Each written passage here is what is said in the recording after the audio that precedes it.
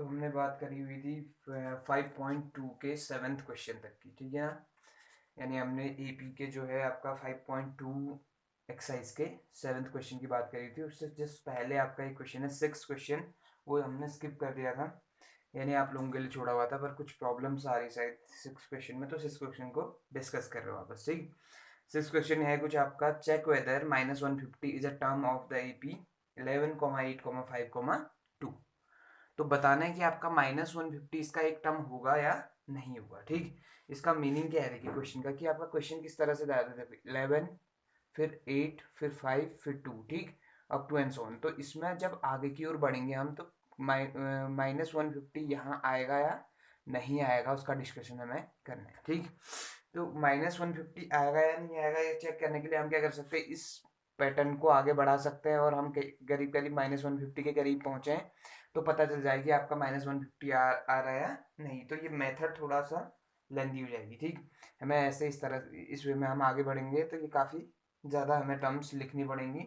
तो इस वजह से देखो करोगे क्या इस बार, जो -150 है, इसको आप ए एन की तरह ले सकते हैं, यानी कि ए एन, अगर ये ए एन एथ टर्म यानी कोई टर्म होगी, अगर ये ए एन टर्म का मतलब क्या है, जनरल टर्म। जनरल टर्म का मतलब किसी भी टर्म को रिप्रेजेंट कर सकता है। ए एन का मतलब क्या था आपका, a plus n minus one into b, ठीक। और इसकी मीनिंग है ये जनरल टर्म है। जनरल टर्म होने का मतलब क्या है कि आपका ये किसी भी टर्म को रिप्रेजेंट कर सकता है, किसी भी टर्म को, किसी भी टर्म को मतलब ये, अगर आपका ए एन की वैल्यू -150 होती है, अगर ए एन की वैल्यू -150 होती है, तो हम इसके करस्पॉन्डिंग क्या निकाल सकते हैं, एन। और अगर एन रीजनेबल आता है तो हम कहेंगे कि -150 आपका इसका एक टर्म है, अदरवाइज ये कोई भी टर्म नहीं है, ठीक। तो उसी का डिस्कशन करने जा रहे हैं। तो इस बार दिया क्या क्या है, मैं उसकी बात करते पहले, ठीक। तो गिवन दैट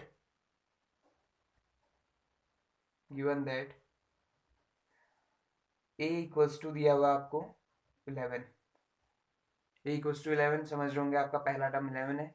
डी जो है आपका सेकंड टर्म से एपी कहा हुआ है, अगर ये एपी है तो इसका मतलब है डायरेक्ट हम डी कैसे निकाल सकते हैं, a two minus a one, that is a two इस बार 11, सॉरी 8 माइनस 11, 8 माइनस 11। देखो जब दोनों का डिफरेंस वाला केस आता है, तो बड़े नंबर में से छोटा नंबर माइनस करना है आपने। 11 माइनस 8 करो कितना आता है, 3। लेकिन आपका जो साइन है वो बड़े नंबर का आता है, तो 8 का साइन तो प्लस प्लस है, और 11 का साइन क्या है, माइनस। तो बड़ा नंबर कौन है, 11, तो साइन भी आपका बड़े नंबर का आता है, ठीक है। तो डी कितना आ गया आपका, -3, ठीक। और अगला टर्म है आपके पास a n, a n equal to कितना, -150 लेके चलेंगे, ठीक हो गया।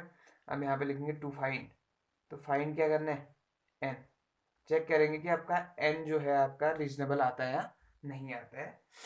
तो देखिए, since a n equal to -150, ठीक है, तो ए एन आपका -150 है, और ए एन को हम अपनी तरफ से क्या, ए एन का फॉर्मूला क्या होता है, a plus n minus one into d, equal to कितना हो गया, -150। तो ये इंप्लाई करेगा ए की वैल्यू कितनी है, देखिए ए की वैल्यू 11, तो 11 पुट करना है यहाँ, प्लस एन हमें फाइंड करना है, तो एन को ऐसे छोड़ देंगे, और डी, डी की वैल्यू कितनी है, -3, ठीक। और ये ब्रैकेट का इस्तेमाल करना है यहाँ पे, देखिए -3 अगर आप डायरेक्ट लिखेंगे तो ये फिर बॉड मास के तहत कुछ गलत हो जाएगा, ठीक है। तो हर बार हमें क्या करना है, ब्रैकेट का यूज करना है। अब देखिए ये टर्म राइट में ले जाओ जरा, तो 11 यहाँ पॉजिटिव है, राइट में जाके नेगेटिव हो जाएगा, यानी कि -150 -11, ठीक। तो ये बन गया आपका n-1 into -3 equal to, overall check कर रहे हैं तो ये 161 बन चुका है माइनस में, ठीक। इतना होने के बाद देखिए -3 यहाँ मल्टीप्लाई में है, वहाँ जाके डिवाइड में, ये तो बनता है आपका n-1 इक्वल टू कितना, -161 डिवाइडेड बाई -3, माइनस से माइनस कैंसिल आउट, ये -1 है यहाँ, वहाँ जाके +1 बन जाएगा। तो ये इम्प्लाई करेगा आपका n इक्वल टू कितना, 161/3 + 1 इक्वल टू, यहाँ एलसीएम लेना होगा। एलसीएम का मतलब समझ लो 1 और 3 का एलसीएम कितना होता है, 3, और 1 और 3 का एलसीएम 3 होता है, तो ये नीचे अपॉन में तो कितना आ गया, 3 आ गया। 3 से 3 कितनी बार डिवाइड होता है, 1 टाइम्स, तो 1 से आपको 161 को मल्टीप्लाई करोगे तो 161 ऐसे रहेगा। और उसके बाद 1 से 3 कितनी बार डिवाइड होता है, 3 टाइम्स, तो 3 से 1 को मल्टीप्लाई करोगे तो 3 बन जा 3, तो ये बन गया 164 164 अपॉन 164/3, ठीक, 164/3 आ गया। अब देखो अगर इसे आप क्या करते हैं, कट करते हैं तो 3 5 × 15 बचता है कितना, 1, 3 4 12 पॉइंट कितना बचा, 2 6 6 अप टू एच 1, इस तरह का टर्म्स आते जाएंगे, ठीक है। तो देखिए ये एक कंप्लीट नंबर नहीं आया, कंप्लीट नंबर ना आने का मतलब है 54 पॉइंट समथिंग है, ये ना 54 है ना ही 55 है। तो टर्म कभी भी आपका पॉइंट में नहीं हो सकती या फ्रैक्शन में नहीं हो सकती, उसे कंप्लीट नंबर ही होना पड़ेगा। टर्म होने का मतलब क्या, देखिए जैसे इसे कहूँगा फर्स्ट टर्म, इसे फर्स्ट टर्म कह रहे हैं हम, यानी कि वन, ये सेकेंड टर्म है, ये थर्ड टर्म, फोर्थ टर्म, ठीक। यानी इनमें हम किसी को ऐसा नहीं कह रहे कि 1.5 टर्म, 2.5 टर्म, 1.2 टर्म, इस तरह की बातें नहीं कर रहे हैं। यानी कि टर्म्स आपका हमेशा क्या होती हैं, कंप्लीट होती हैं। टर्म्स में हम क्या नहीं कर सकते, डेसिमल का यूज नहीं कर सकते। जैसे 5.6 टर्म, कुछ ये होता नहीं है। तो टर्म या तो 5th टर्म होगी या 6th टर्म होगी, ठीक है। यानी कि टर्म्स आपका हमेशा क्या देंगी, कंप्लीट नंबर देंगे। तो इस बार आपका टर्म, ये जो टर्म है हमारा, वो क्या है, एक इनकम्प्लीट नंबर है, यानी कि डेसिमल में आ गया। तो इसका मतलब है कि ये ऐसा कोई टर्म पॉसिबल नहीं है जिसकी वैल्यू -150 होने वाली है, ठीक है। तो ऐसा कोई टर्म पॉसिबल नहीं है जिसकी वैल्यू कितनी होगी, -150 होगी। इस सीरीज में आगे बढ़ेंगे तो कहीं पे भी -150 आपको नहीं मिलेगा, ठीक है। इसका मतलब ये है। तो इस तरह से कोई क्वेश्चन नंबर 6 जो है आपका कंप्लीट हो चुका है। अब 7th हम कर चुके थे, क्वेश्चन नंबर 8 की बात करते हैं। तो क्वेश्चन नंबर जो 8 है हमारा, कुछ ऐसा है, an AP consist of 50 terms of which third term is 12 and the last term is 106, find the 29th term, ठीक है। हमें फाइंड करना है 29th टर्म फाइंड करना है, और हमें दिया क्या है, आपका लास्ट टर्म कितना है, 106 है, और टर्म्स टोटल कितनी है, 50, और थर्ड टर्म जो है आपका 12 है, ठीक। तो ये मेन पॉइंट है। हमें क्या करना है, देखो अगर लास्ट टर्म यानी 29th टर्म ढूंढनी है, तो एन तो दिया है उनने, 29th टर्म ढूंढनी है, ठीक है। तो उसमें उससे पहले क्या क्या चाहिए हमें, ए और डी। ए और डी के लिए उसने हिंट दिया है कि लास्ट टर्म 106 है और थर्ड टर्म 12, ठीक। तो अभी के अकॉर्डिंग हमारे पास क्या क्या, देखिए गिवन दैट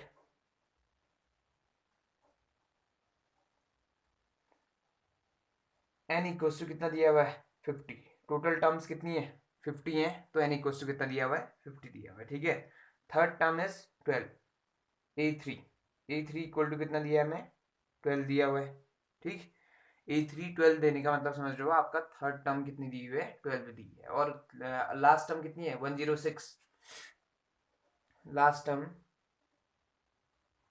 इक्वल टू कितना, 106। अब इसको थोड़ा सा आगे बढ़ाया तो देखो लास्ट टर्म आपका 106 है, और लास्ट टर्म होने का मतलब हुआ कि टोटल टर्म्स कितनी है, 50। तो इसका मतलब है कि आपका A50 है। इसका मतलब A50 कितना दिया हुआ है, 106 दिया हुआ है, ठीक। इतनी वैल्यूज देने के बाद हमें फाइंड क्या करना है, टू फाइंड A29, हमें ढूंढना है A29, ठीक है ना। तो उससे पहले A29 से पहले हमें ए और डी की बात करनी, क्योंकि A29 में किसकी रिक्वायरमेंट है, ए और डी। तो गिवन एलिमेंट से आगे बढ़ते हैं। तो ये आपका देखिए, सिंस A3 इक्वल टू कितना, 12, उसने कहा है कि A3 कितना है, 12 है, और A3 होने का मतलब है कि आपका ए एन इक्वल टू क्या होता है फॉर्मूला, A+n-1 इंटू डी, ठीक। तो A3 का मतलब क्या हो जाएगा, A+3-1 into d, that is A3 equal to क्या हो जाएगा, A+2d, ठीक है। तो A3 की वैल्यू रखी A+2d इक्वल टू कितना आ गया, 12। ये इक्वेशन 1 बन गई हमारे अकॉर्डिंग, ठीक है। दूसरा, अब A50 इक्वल टू कितना दिया हुआ हमें, 106, and A50 equal to 106, which implies, यहाँ देखो इसमें अगर मैं कितना रखता हूँ, n इक्वल टू 50 रखता हूँ, तो ये A50 देता है आपका A+49d, ठीक। तो यहाँ से आ गया ये A+49d इक्वल्स टू कितना, 106। ये इक्वेशन 2 बन गई हमारी, ठीक हो गया इतना।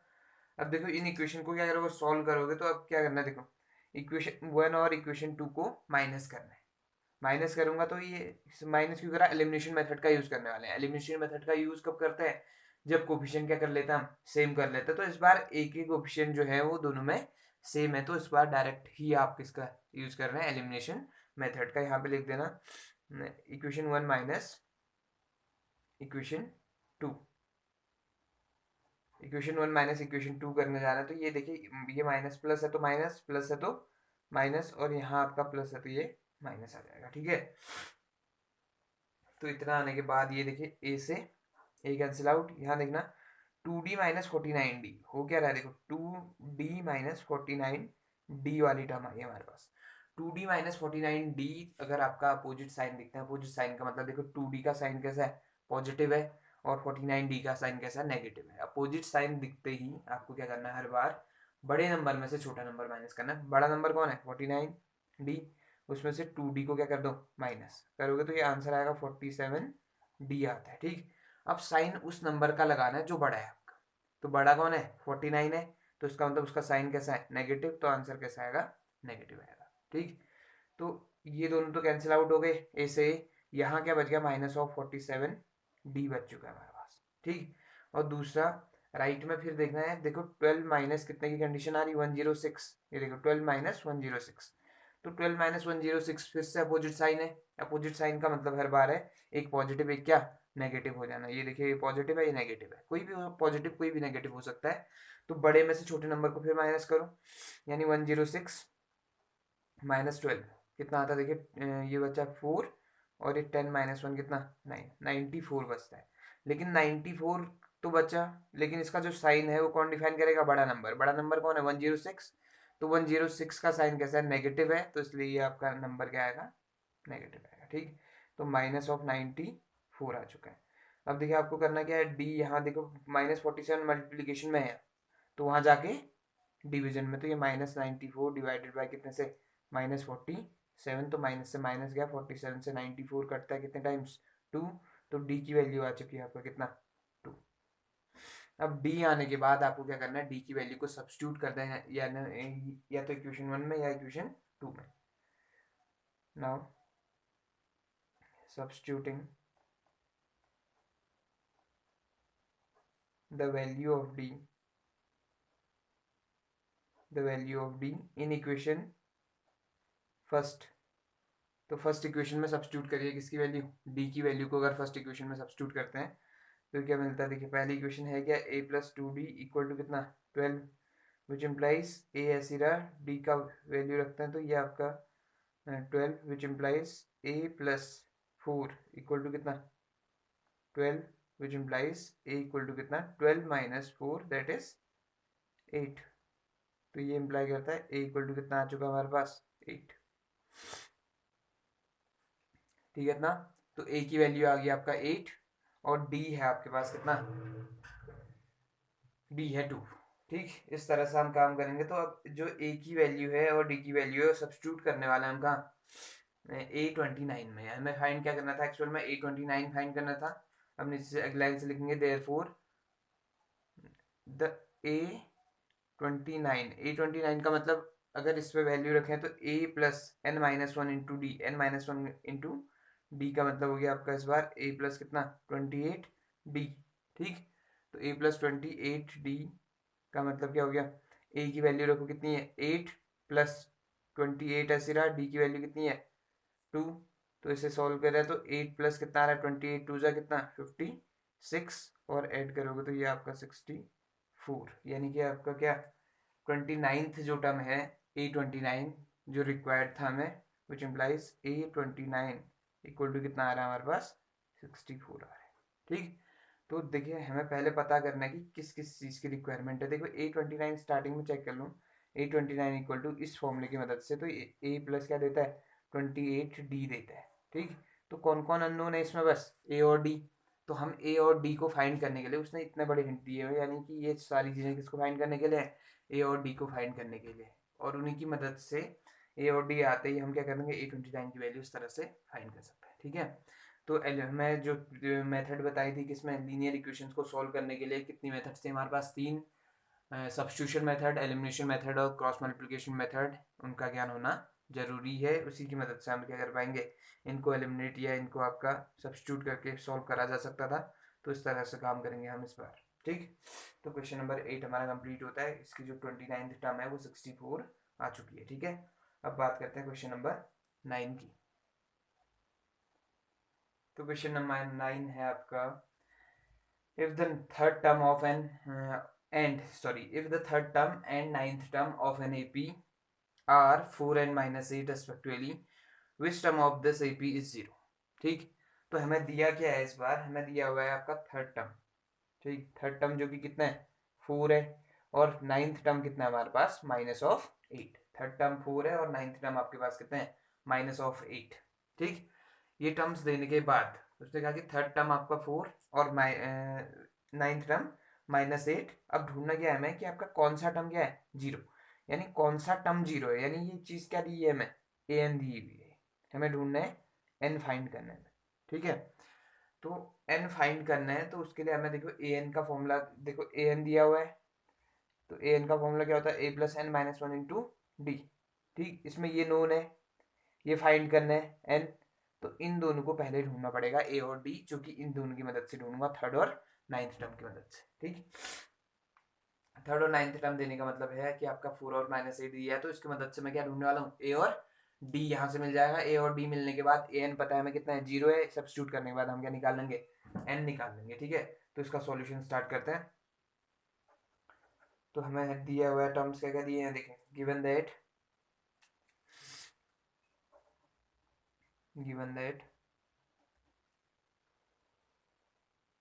A3 equal to 4, A9 equal to कितना -8. ठीक है, एंड AN इक्वल टू 0. ये टर्म्स दिए हैं. टू फाइंड क्या करना है, n. टू फाइंड n की वैल्यू हमें क्या करनी है, ढूंढनी है. ठीक है, अब देखिए स्टार्ट करते हैं. तो A3 का मतलब क्या होता है, देखो इस पे वापस आओ. A3 कैसे डिफाइन करेंगे, A3 इक्वल टू कितना, a plus 3 minus 1 into d, that is A3 equal to कितना आ गया, a प्लस 2d. ठीक, ये पहले भी बताया था. देखो जिस टर्म का डिस्कशन चल रहा है उससे एक कम डी आता है. जैसे 10th डी कह रहा हूँ, A10 कह रहा हूँ, तो A10 का मतलब क्या आ जाएगा, a प्लस एक कम डी यानी 9d. ठीक, तो उसकी मदद से हम इसको क्या करने वाले हैं, आगे बढ़ाते हैं. देखिए सिंस A3 इक्वल टू कितना दिया हुआ है 4, विच इम्प्लाइज A3 का मतलब हो गया a plus 2d equal to कितना 4 ऐसी, एंड A9 इक्वल टू कितना दिया हुआ है आपको -8, which implies a plus 8d equal to कितना -8. ठीक, ये इक्वेशन 1 हो जाएगी, ये इक्वेशन 2 हो जाएगी हमारे अकॉर्डिंग. तो 1 और 2 देने के बाद अब देखिए हमें करना क्या है, फिर से वापस इन दोनों का क्या कोफिशिएंट सेम है, किसका, a का कोफिशिएंट. देखिए यहाँ भी 1, यहाँ भी 1, तो इक्वेशन 1 माइनस इक्वेशन 2 कर रहे हैं इस बार, फिर इक्वेशन 1 माइनस इक्वेशन 2. ठीक, तो इसको यहाँ अप्लाई करते हैं, तो ये साइन देखिए प्लस है, तो यह क्या हो जाएगा माइनस, और इसका साइन प्लस है तो ये माइनस, और ये माइनस साइन है तो ये क्या हो जाएगा, प्लस हो जाएगा. ठीक है, ए से ए कैंसिल आउट हो गया. यहाँ देखिए 2 माइनस 8, वही कंडीशन आ गई फिर से, 2d माइनस 8d. तो बड़ा नंबर कौन है, 8 है, छोटा कौन 2. 8 में से 2 को माइनस करिए कितना आता है 6d, और साइन बढ़ेगा यानी -d. ठीक है, तो -6d आ गया, और यहाँ राइट में देखा तो 4 प्लस 8 हो रहा है, यानी कितना हो गया 12. ठीक है, अब d इक्वल टू कितना आ जाएगा, देखिए -12/6 आ जाएगा. इस -6 को यहाँ भेज दिया, माइनस ऊपर लिखा हुआ है, कोई परेशानी नहीं है. ठीक है ना, तो 6 से इसको कट करोगे तो कितना आ जाएगा, ये -2, which implies d equal to कितना आ गया आपका -2. ठीक, तो d की वैल्यू आती है यहाँ से कितना -2. अब d की वैल्यू किसी एक इक्वेशन में सब्स्टिट्यूट कर सकते हैं. ठीक है, नाउ सब्स्टिट्यूटिंग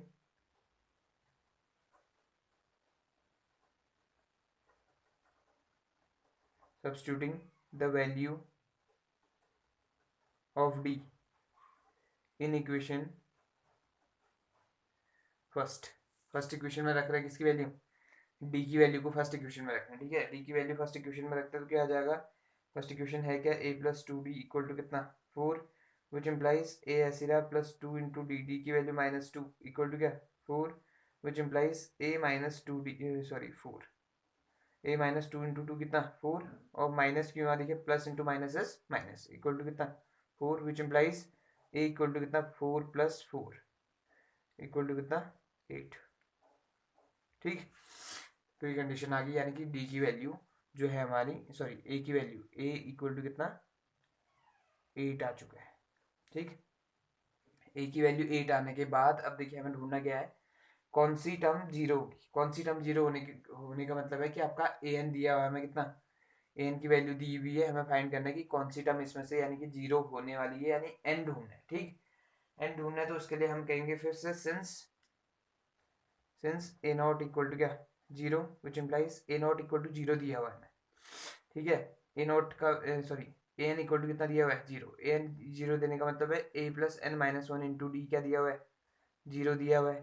ठीक, इसका मतलब क्या हुआ कि a plus n minus one into d का जीरो होना मतलब 8 plus n minus one, n ढूंढने तो ऐसे रहेगा डी कितना है minus of two equal to zero, which implies देखिए 8 यहाँ प्लस में वहाँ जाके माइनस, तो n minus one into minus two equal to कितना आ गया माइनस ऑफ 8। ठीक, which implies n minus one ऐसे रहा, टू जो है वो मल्टीप्लाई में वहाँ जाके क्या आ जाएगा डिवाइड में, तो ये minus 8 divided by minus two. ठीक, इतना होने के बाद ये टर्म क्या आएगा देखो आगे, एन माइनस वन ऐसे रहा, राइट में चेक करा तो ये माइनस से माइनस कैंसिल आउट, 8 और 2 करते तो ये बचता है कितना 4, तो एन इक्वल टू कितना आ गया 4 plus one, that is n equal to 5। तो आपका एन इक्वल टू फिफ्थ जो टर्म है आपकी वही क्या है, वही आपका जीरो है। समझ लो ना, यानी A5 की वैल्यू कितनी आ रही होगी जीरो। क्रॉस चेक के लिए आप देख सकते थे, क्रॉस चेक के लिए देखेंगे, अदरवाइज ये आंसर है यहीं पे। ठीक, अब देखो आपको क्रॉस चेक करना है तो क्या करेंगे A5 निकालो, A5 निकालने के लिए क्या a प्लस फोर डी, और a कितना 8 था, 4 ऐसे रहा, d की वैल्यू माइनस टू थी हमारे according, 8 minus at that is zero. ठीक, तो इस तरह से फाइंड कर सकते हैं, अदरवाइज इसकी आवश्यकता नहीं है, ये अपने आंसर को चेक करने के लिए आप कर सकते हैं। ठीक, तो क्वेश्चन नंबर 9 में क्या पूछा था कि आपका जीरो जो टर्म है आपकी कौन सी है, तो वो आपका जीरो टर्म कौन सी है, फिफ्थ टर्म ही आपकी जीरो है। ठीक, तो question number 9 complete. Question number 10 की बात करते हैं। तो क्वेश्चन नंबर 10 जो है आपका वो ऐसा है कि the 17th term of an AP exceeds its 10th term by 7, find the common difference. ठीक, वो बात की बात है कि आपका फाइंड क्या करना है, पहले उससे पहले हम फोकस करते हैं, देखो हमें गिवन क्या है। ठीक, गिवन इस बार क्या है कि आपका जो 17th टर्म है हमारी, वो 10th टर्म से कितनी ज्यादा है 7 ज्यादा है। ठीक, यानी मैं 17th टर्म में से 10th टर्म माइनस करता हूँ तो आंसर क्या मिलता है मुझे 7, बस इतने से काम हो जाएगा इस बार। ठीक है, तो गिवन पे आओ सीधे सीधे सॉल्यूशन उसका आप इस तरह से निकालेंगे, given that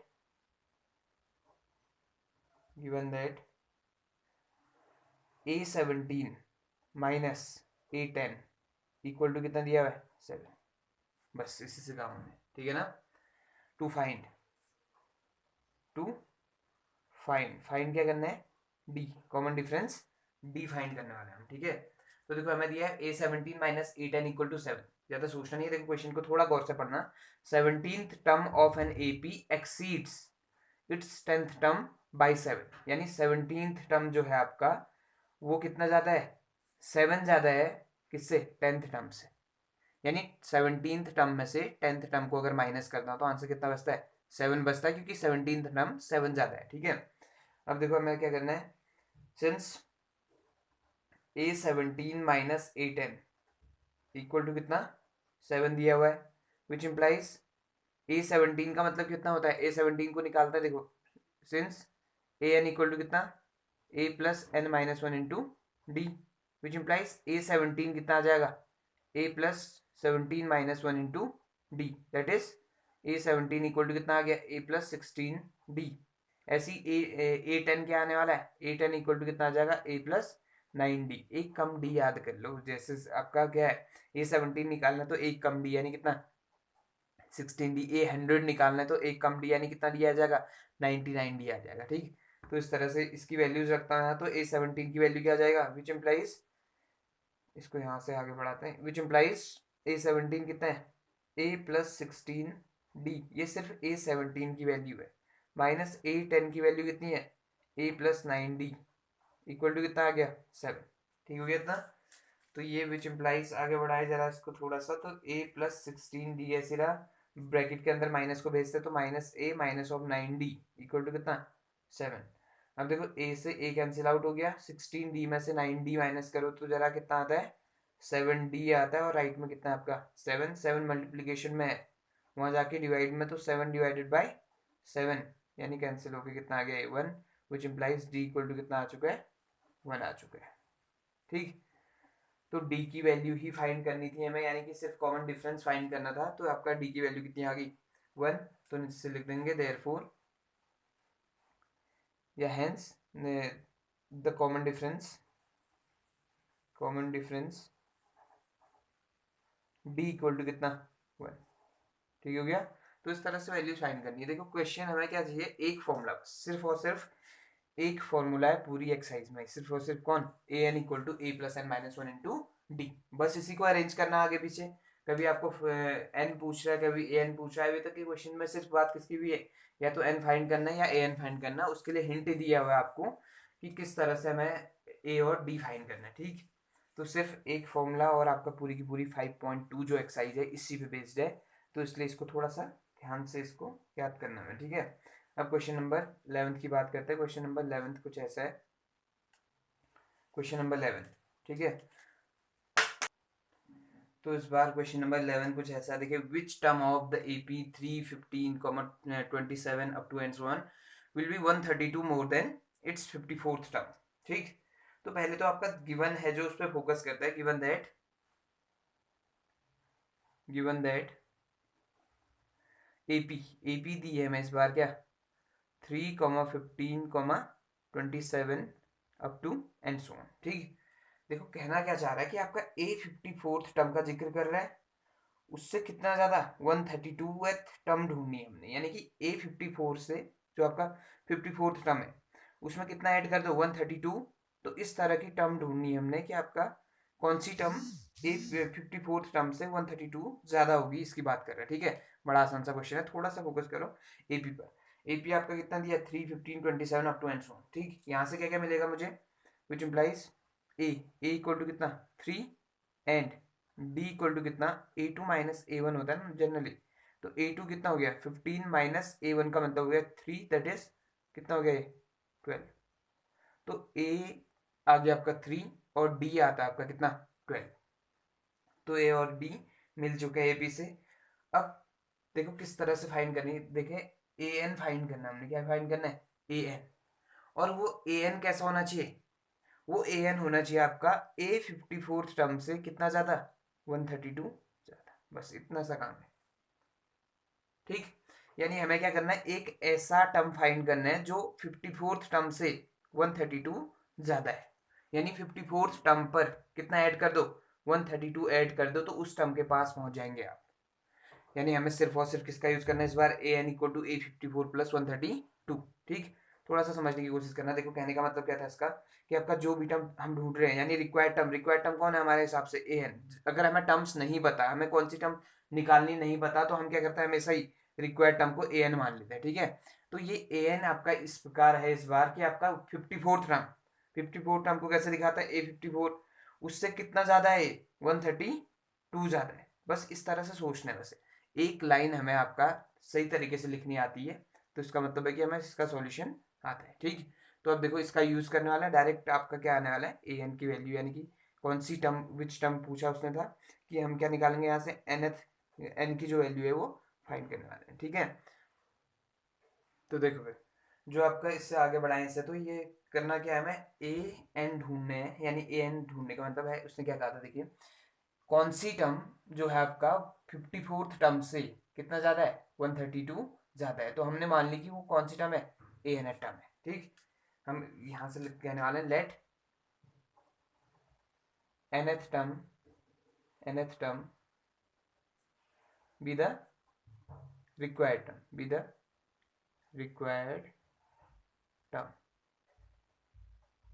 let nth term be the required term. ठीक, अब हमने क्या कह दिया, देखो nth टर्म जो है हमारी वो क्या है, रिक्वायर्ड टर्म है। ठीक, तो nth टर्म अगर रिक्वायर्ड टर्म है, तो इसका मतलब क्या हुआ कि हम क्या करेंगे ए एन, यानी nth टर्म जो है वो कितना ए 54 से कितना ज्यादा है 132 ज्यादा है। ए 54 से 132 ज्यादा है। तो ए एन की जो वैल्यू होती है, ए एन होता क्या हमारे according a plus n minus one into d. तो वो वैल्यू रख रहे हैं, तो a plus n minus one into d equal to A54 यहाँ से निकालो जरा। A54 equal to a plus 54 minus one into d, that is A54 equal to आता है A53 डी। तो ये आ जाएगा A plus 53 d equal to कितना, सॉरी प्लस में कितना 132। ठीक, इतना होने के बाद आप गौर से देखिए ए को देखिए, देखो यहाँ भी ए है, यहाँ भी ए है, ये ए पॉजिटिव है, वहां जाके नेगेटिव हो जाएगा तो ए में से ए माइनस हो जाएगा, तो ये कैंसिल आउट हो जाएंगे दोनों के दोनों। ठीक, तो डायरेक्ट कट कर दिए। अब देखो एन फाइंड करना है हमें, डी की वैल्यू दी है उसने कितना 12, तो सारी वैल्यू सब्स्टिट्यूट करने वाला हूँ, थोड़ी देर पहले से थोड़ा सा आगे सॉल्व करा था। ये डी को अंदर मल्टीप्लाई करूँ तो ये चीज़ क्या आ जाएगी, n minus one, n d minus 1 into d, यानी डी इक्वल टू कितना 53d प्लस कितना आ गया 132। डी पॉजिटिव सॉरी नेगेटिव है यहाँ, वहां जाके पॉजिटिव, तो एन डी इक्वल टू कितना आ गया हमारे पास 53d प्लस 132 प्लस डी, तो 53d प्लस 1d कितने डी 54d हो गए। ठीक है, और प्लस में कितना 132। अब देखिए डी की वैल्यू सब्स्टिट्यूट करो, तो डी की वैल्यू सब्स्टिट्यूट करोगे तो 12 हो जाएगा ना, एन इंटू कितना हो जाएगा 12 इक्वल टू 54 इंटू 12 प्लस कितना 132। ठीक, तो अब अगला टर्म क्या है, देखो इन दोनों को मल्टीप्लाई कर दो, 12n हो गए, 12n इक्वल टू कितना आ जाएगा 54 इंटू 12 प्लस 132, तो 54 फोर जा कितना 48 बचा 4, 54 फाइव जा 60, 60 प्लस 4 कितना होता है 64, और प्लस में कितना आ गया 132, और इससे आगे बढ़ाए तो 12n इक्वल टू कितना आ गया, ऐड करो जरा, 8 प्लस 2 कितना 10, 4 प्लस 3 कितना 7, 7 और 1 8, 6 और 1 7। ठीक, तो n इक्वल टू कितना आता है 780 अपॉन 12। ठीक, which implies n equal to कितनी बार करता है 12, 12 से कट करो इसको, 12 कितने जा 12 फाइव जा 12 सिक्स जा 72, बचता है कितना 6, 12 फाइव जा 60। ठीक, तो यानी इस बार जो आंसर हमारा वो सॉल्यूशन कितना आ गया 65 आ गया, यानी जो इसका आंसर है कौन सी 65th टर्म जो होगी हमारी वो कितना होगा 54th टर्म से 132 ज़्यादा होगी। ठीक, तो मेन जो आपका पॉइंट था ये मेन लाइन है, यानी आपका पहले क्वेश्चन को क्या, पहले ठीक से पढ़ना है क्वेश्चन को, कहना क्या चाह रहा है उसकी मदद से हमें क्या करना है, एक स्टेटमेंट फॉर्म करना है, स्टेटमेंट फॉर्म करने के बाद उनकी वैल्यू सब्स्टिट्यूट करते आओ और कहानी खत्म। ठीक, तो नीचे से लिख सकते हैं आपका देयरफॉर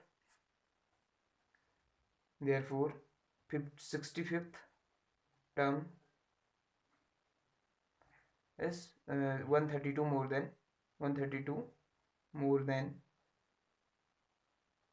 54th term। ठीक, तो इस तरह से हम लिख सकते हैं लास्ट में, हो गया इतना। तो question number 10 sorry question number हमारा 11th समाप्त हो गया। क्वेश्चन नंबर 12 की बात करते हैं। तो ये क्वेश्चन नंबर 12। क्वेश्चन नंबर 12 थोड़ा सा इंपॉर्टेंट है, क्योंकि आपका ये क्या कर देता है, थोड़ा परेशान करता है हमें क्वेश्चन में। देखिए हमारा किस तरह से रहा है क्वेश्चन नंबर 12 को गौर से पढ़ना। 2 APs have the same common difference, दोनों AP के पास क्या है कॉमन डिफरेंस सेम है। ठीक है ना, तो कॉमन डिफरेंस सेम होने के बाद क्या कहता है, the difference between that 100th term, the difference between that 100th term is 100, what is the difference between the 1000th term. तो कहना क्या चाह रहा है, देखो 100 टर्म के बीच का डिफरेंस कितना है 100 है, तो जो 1000th टर्म है उसके बीच का डिफरेंस कितना होगा। ठीक, तो किस तरह से बात करते हैं, देखो let small a and capital A be the first terms, be the first terms of AP1 and AP2 respectively।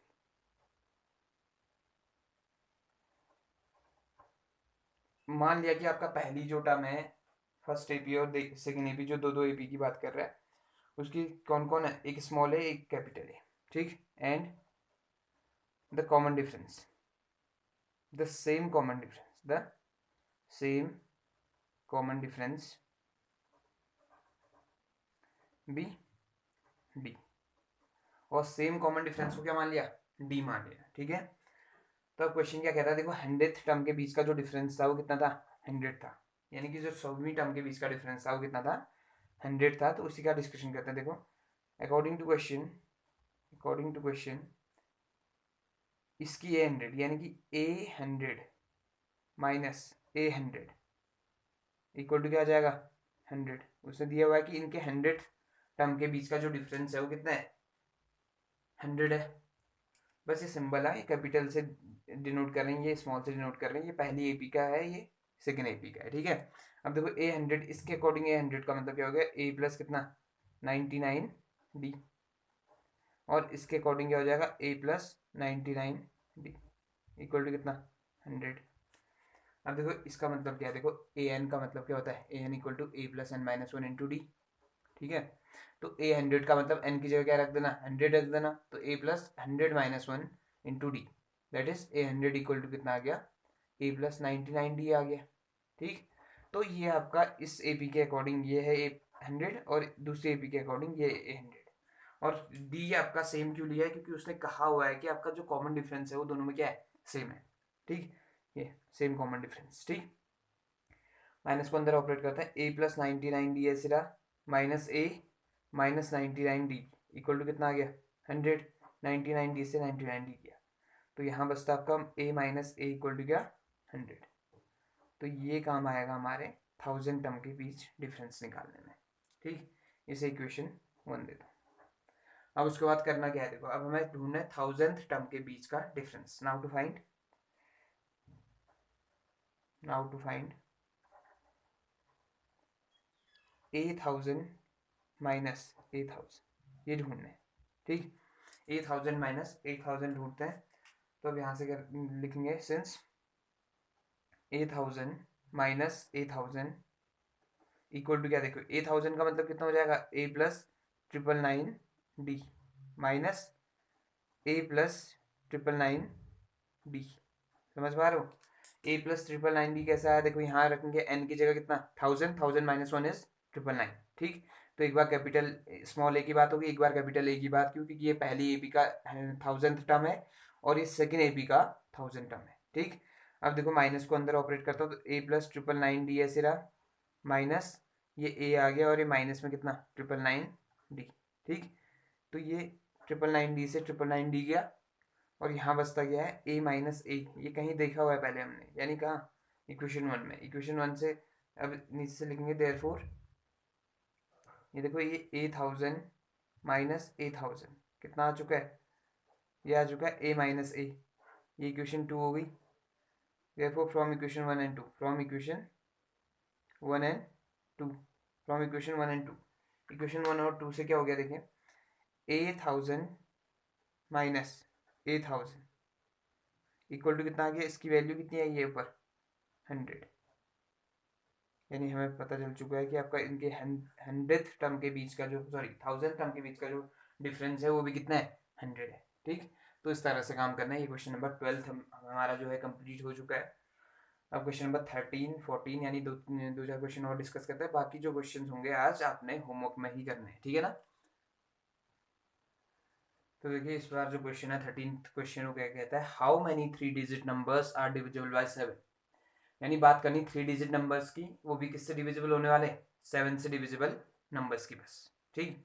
तो 3 डिजिट नंबर, सबसे छोटा 3 डिजिट नंबर होता क्या है, कौन 100, देन कौन 101, up to and so on, कहाँ तक जाएंगे इसमें 999 तक। तो सारे के सारे ये वो नंबर हैं जो आपका 3 डिजिट नंबर है, ठीक। इन 3 डिजिट नंबर में से सिर्फ उनको सेलेक्ट करना है जो आपका किससे डिवाइड होते हैं, 7 से डिवाइड होते हैं, ठीक। तो 7 से डिवाइड होने वाले नंबर देखिए, अगर थोड़ी फोकस करें तो 7 से डिवाइड होने वाला, देखो पहला नंबर, अगर पहला नंबर बात करूं 7 से डिवाइड होने वाला कौन है 7, देन कौन 14, देन कौन 21, देन समझना। तो उनके बीच का जो डिफरेंस है वो कितना आ रहा है 7 आ रहा है, ठीक है। तो बस यही आपका, इसको हमने यहाँ फॉलो करना है। देखो कैसे, 100 आपका चेक करेंगे, देखो 100 डिवाइड होता नहीं होता है 7 से, तो 100 डिवाइड होता नहीं है। 101 चेक करेंगे, नहीं होता। 102 चेक करेंगे, नहीं होता। 103 चेक करो, नहीं होता। ऐसी 104, देन 105, 105 चेक करो, 7 से 7 1 जा 7, बचता कितना है 3, और ये कितना 5, ये 7 5 जा 35, ठीक। तो समझ रहे होंगे किससे, 7 से 105 डिवाइड होता है पहला नंबर 3 डिजिट, ठीक। तो यानी पहला नंबर ए का काम कौन करेगा 105, up to and on last term, देखो लास्ट टर्म ढूंढ सकते हैं हम, 999 आपका लास्ट टर्म है वैसे तो, लेकिन 999 डिवाइड होता नहीं होता, चेक करिए, देखो 999 डिवाइड हो रहा नहीं हो रहा है 999, ठीक। तो 7 से 1 कितना बचा 2, 29 हो गया, 7 4 जा 28, बचा कितना 1, 19 होता है, 7 टू जा 14, और ये बचता कितना 5, तो रिमाइंडर कितना बच गया 5 बचता है, तो रिमाइंडर 5 बच रहा है, तो इसका मतलब 98 भी नहीं होगा, 97 भी नहीं होने वाला। 5 माइनस करो डायरेक्ट कितने से, 99 से, कितना आ गया 994, तो 994 डिवाइड होगा लास्ट नंबर, ठीक है। तो फर्स्ट नंबर हो गया आपका 105 और लास्ट कितना हो गया 994। तो ज्यादा आपको पैटर्न को फॉलो करना है। देखो वो जैसे हमने क्या ट्राई करा, देखो 100 को डिवाइड करोगे तो 100 को डिवाइड करने में जितना रिमाइंडर बचेगा उसको ऐड कर दोगे 100 में, और 999 को डिवाइड करने में जितना रिमाइंडर बचेगा उसको सब्ट्रैक्ट कर दोगे 999 से, ठीक। तो हमें पता चल जाएगा फर्स्ट नंबर कौन है और लास्ट नंबर कौन है। तो फर्स्ट नंबर और लास्ट नंबर मिल गए हैं। तो अब देखिए स्टार्ट कैसे करना है। देखिए the list of all 3-digit number, the list of all 3-digit number,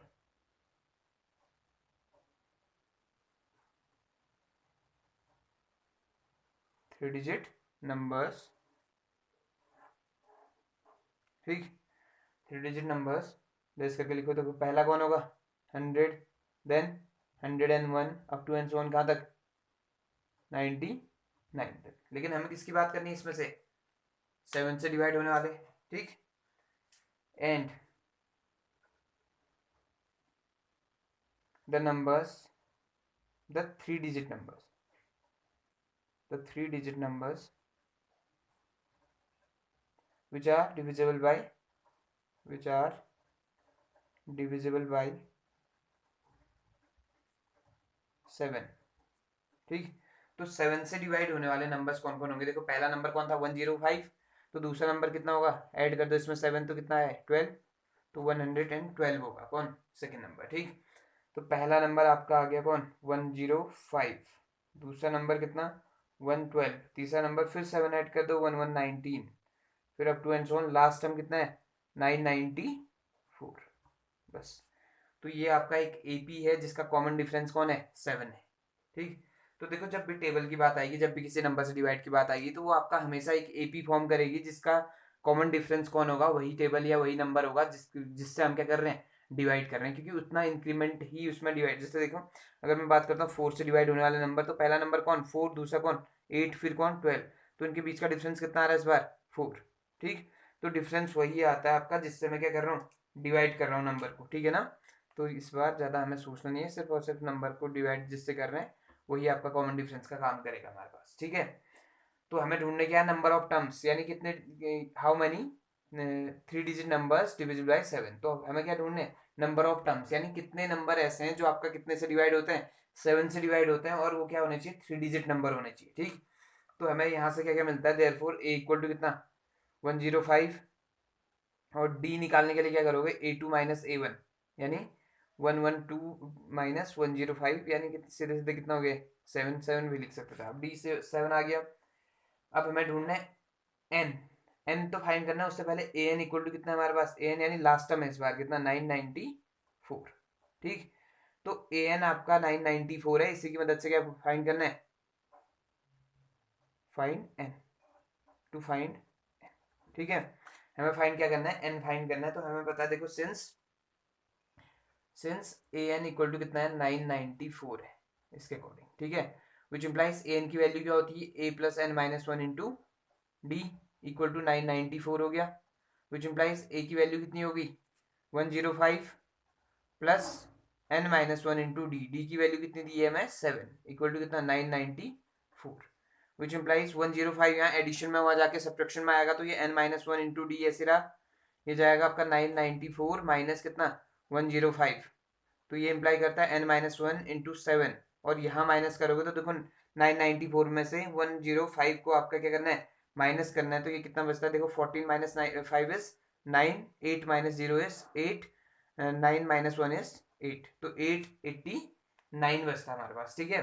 तो देखो 7 जो है मल्टीप्लाई में यहाँ वहाँ जाके डिवाइड में, तो ये बनता है आपका n minus 1 into 889 divided by कितना 7, 7 से डिवाइड करोगे तो 7 1 जा 7, बचता है 18, 7 2 जा 14, बचता है 4, 7 7 जा 49, तो ये आया आपका n माइनस 1 इक्वल टू कितना 127, which implies n equal to देखो माइनस 1 है वहाँ जाके प्लस 1, तो 127 प्लस 1 दैट इज कितना 128, 8 which implies n equal to कितना आ गया 128।